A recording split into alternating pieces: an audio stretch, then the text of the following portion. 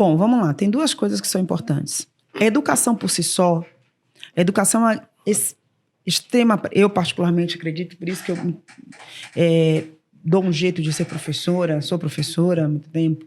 Eu entendo que a educação é uma das maiores ferramentas de transformação, tá? Mas eu também tenho que entender que eu tenho uma questão da forma como a nossa comuna foi construída, a nossa sociedade, que está no inconsciente coletivo geral. A gente vai levar algum tempo, e eu tenho muita consciência, minhas netas não vão ver o que eu imagino de mais acessível para a comunidade negra especificamente. Não vão ver. Você diz que elas não vão conseguir vivenciar uma sociedade mais equânime. O que a gente imagina, não. O que a gente imagina, não. O que a gente anseia. E a educação é uma ferramenta. Hoje a gente tem tanto acesso. A gente coloca na questão da educação, mas a gente precisa colocar também na questão comportamental e de como a nossa sociedade se estrutura. Porque por mais que a informação chegue, por mais que a gente tenha dados e fatos, tanto dessa questão de construção de desigualdade, quanto na questão da construção de uma economia, que toda hora alguém fala de economia sustentável, e a gente não está falando da interseccionalidade, da sustentabilidade, que vai desde o ambiental ao social, né? E nos modelos de decisão, porque você tem que ter a mentalidade, e aí a gente fala de mindset, de metanoia, que nome lindo a gente queira dar, de quem faz o processo decisório. Por isso a importância de ter pessoas que são consideradas fora do padrão dentro da agenda de decisão. E aí a história de trazer mulheres negras que historicamente estão na base da sociedade. Total base. Né? E ainda com outro impacto, que é, eu costumo dizer, não só a base, mas impossibilitadas de fazer uma agenda de transformação. Porque eu tenho... Te explicar aqui como o sistema, eu costumo dizer, o sistema foi construído, o mecanismo é muito inteligente. Para romper, você precisa estar em posições estratégicas. Por mais que eu tenha a mesma qualificação que você, e isso não sou eu que estou dizendo, o INSPER está falando, fez um estudo imenso, e fala, eu vou ganhar 60% a menos que você. 60% a menos que você, comparando aqui, trazendo o perfil de um homem branco, né? Quer dizer que eu não vou ter dinheiro para investir na minha educação.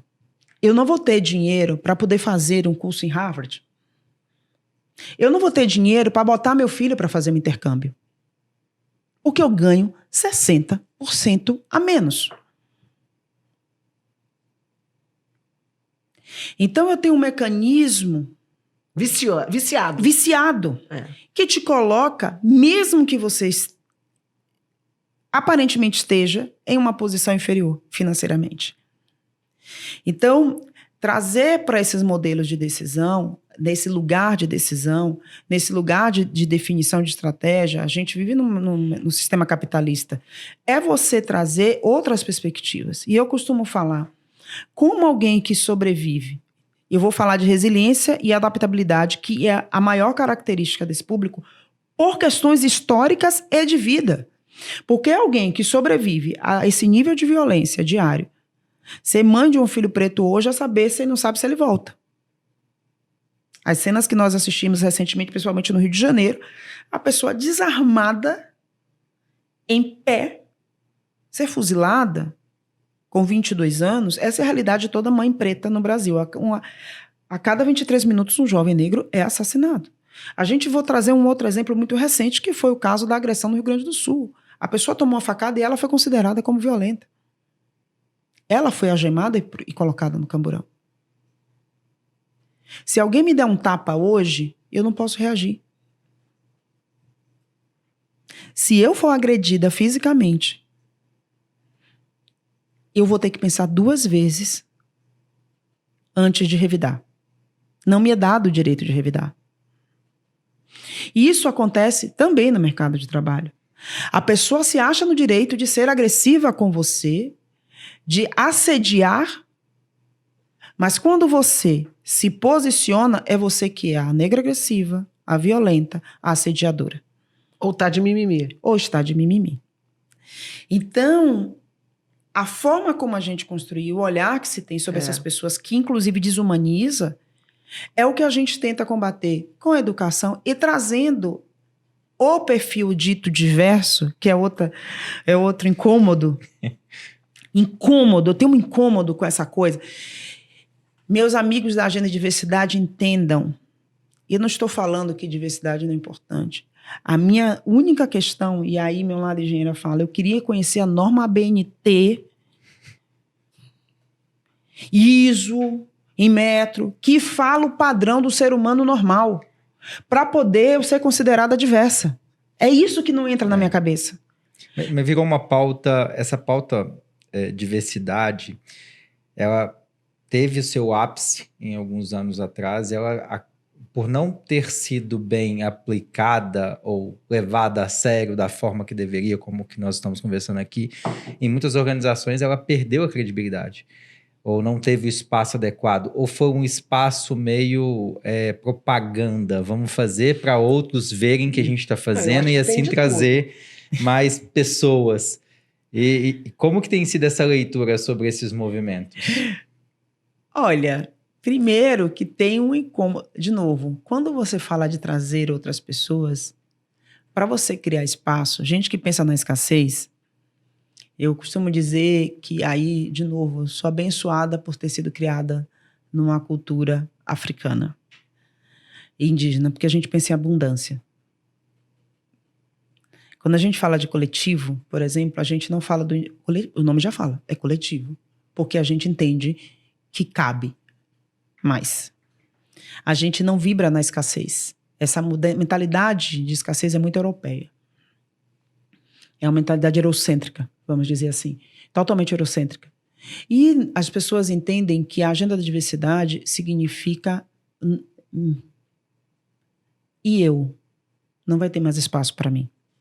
Então, esse movimento de backlash que a gente vê é muito das pessoas não quererem abrir mão de seus privilégios, claro, para fazer o crescer. Porque aqui o crescer não é do indivíduo único, é o crescer da sociedade. Eu costumo dizer que nós somos o país, uma burrice tremenda. Eu pego a maioria da população, economicamente ativa, pago 60% a menos quando eu falo de mulheres negras, que é 28% da população. É 28%. Não é 5, não é 3, não é 10. É 28. É mais de 1/4 da população brasileira e pago 60% a menos.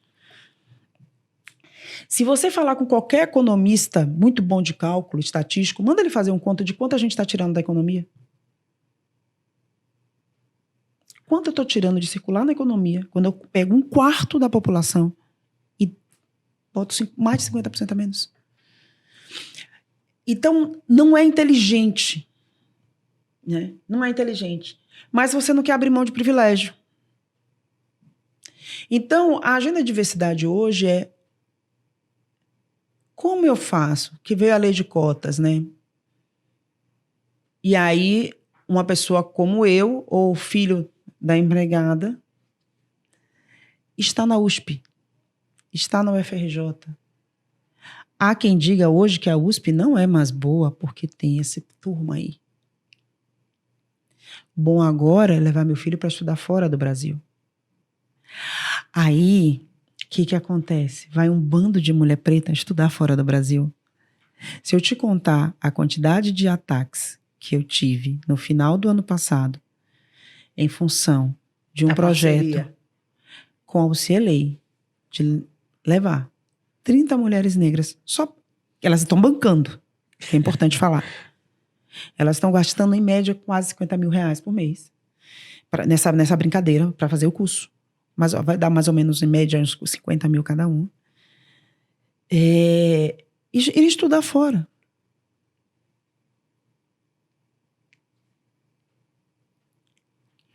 Eu ouvi, Cris, mas qual é a necessidade de vocês irem estudar fora?